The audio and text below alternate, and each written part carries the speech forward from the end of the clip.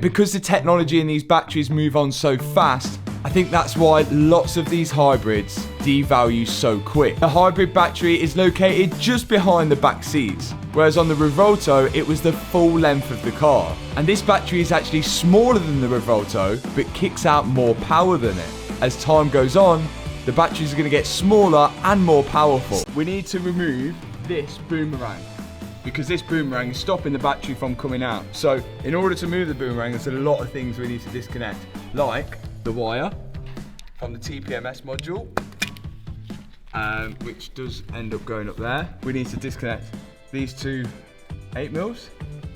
And then loads of these bolts can be disconnected and the boomerang will come down. But because the technology in these batteries move on so fast, I think that's why lots of these hybrids devalue so quick. Because who wants an old one if the new one is 10 times better?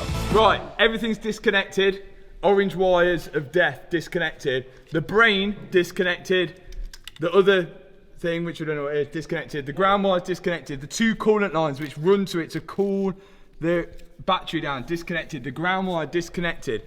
The TPMS and a temperature sensor on the battery is disconnected. There's only 2 bolts holding that battery in, and they're inside the car, but we need to lower this battery down onto something so we can get it out. And then we're going to put the battery in. It's going to start and it's going to be a happy ending.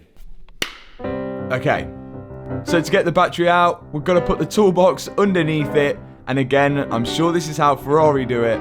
Rest the battery onto the toolbox, and then Neutron's going to climb into the car, pull back the carpet and access the 2 bolts which are holding in the hybrid battery.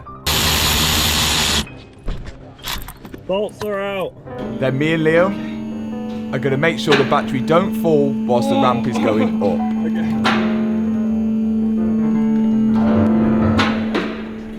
There we go. 1 dud battery out.